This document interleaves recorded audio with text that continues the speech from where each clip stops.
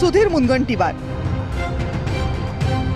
महाराष्ट्र भाजपचे वरिष्ठ नेते, पण सध्या सुरू असलेल्या हिवाळी अधिवेशनात मुनगंटीवारांनी त्यांच्या सरकारला घरचा आहेर दिला। आचारसंहितेमुळे कमी दिवस अधिवेशन घेतलं जातं असं मुख्यमंत्र्यांनी म्हटलं।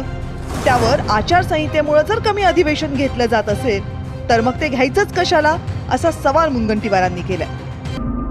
मुनगंटीवार एवढ्यावरच थांबले नाहीत। अंबादास दानवेंनी शिवसेनेच्या आमदारांवर कॅश बॉम्बचे आरोप केले। त्या आरोपांचा तपास झाला पाहिजे असं मुनगंटीवारांनी म्हटलं। 2014 ते 2019 मध्ये देवेंद्र फडणवीस मुख्यमंत्री झाल्यावर त्यांच्या मंत्रिमंडळातील अर्थ खातं मुनगंटीवारांना देण्यात आलं। त्यांनी सलग 5 वर्ष राज्याचा अर्थसंकल्प मांडला।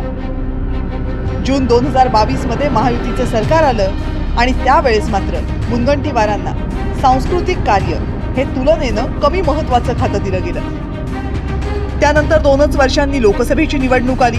चंद्रपूर लोकसभेची जागा मुनगंटीवारांनी लढावी असे आदेश दिल्लीतून आले। मुनगंटीवारांनी अर्ज भरला खरा, पण आपल्याला ही निवडणूक लढवायची नाही, आपण महाराष्ट्रातच खुश आहोत असं ते जाहीरपणे बोलले। त्यांच्या समोर उमेदवारही तगडा होता। काँग्रेसचे दिवंगत माजी खासदार बाळू धानोरकर यांच्या पत्नी प्रतिभा धानोरकर।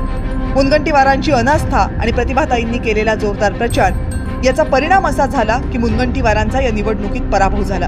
आपल्याला लोकसभा लढवण्याची इच्छा नाही असं मुनगंटीवारांनी जाहीर बोलणं पक्षश्रेष्ठींना अजिबात आवडलं नसल्याचं सांगितलं जातं।